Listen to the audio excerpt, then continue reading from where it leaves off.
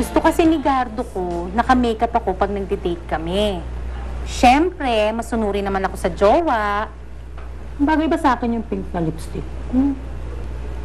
Ba't ka ba nakiki-makeup dyan? Wala ka namang ka-date. Ito naman, sungit. Eh kung si Orang kaya yung make-upan natin? Ha?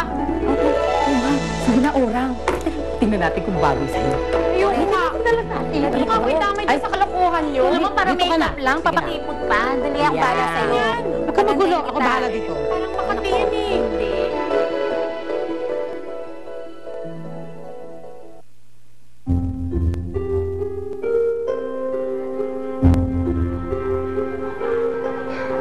Akala ko ba exclusive school to? Bakit may mga taga-bundok? Sis, ang sabihin mo, may mga unggoy na kawala sa zoo. No, makapisi. Manoro, sige, nahayaan mo lang sila. Nakakapitan kasi ate.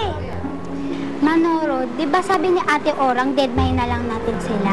Isipin mo na lang, kaya tayo pumapasok dito para sa kinabukasan natin. Tara na ate, pasok na tayo. Tara na.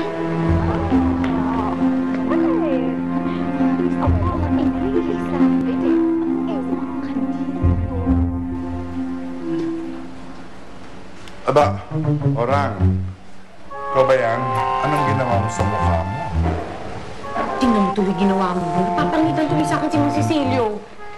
Bakit maganda naman ah? Hindi.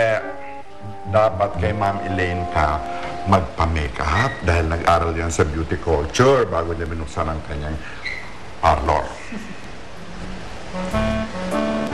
Huwag kang mag-alala. Aayusan kita. Bakit naman ganon? Of all people, si Anton pa. Kaibigan. Boyfriend na kaibigan niya. Kasi na-challenge si Sylvia na agawin si Anton kay Nikki. Bakit? Ganun talaga si Sylvia, Danny. The more committed a boy is to a girl, the more challenging for her para agawin yung lalaking yun.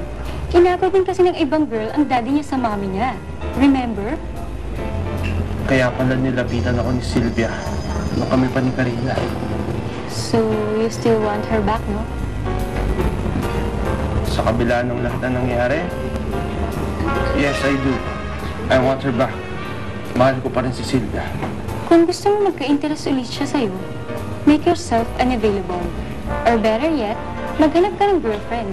Mahalay mo, agawin ka ulit. Gaya ng ginawa niya before.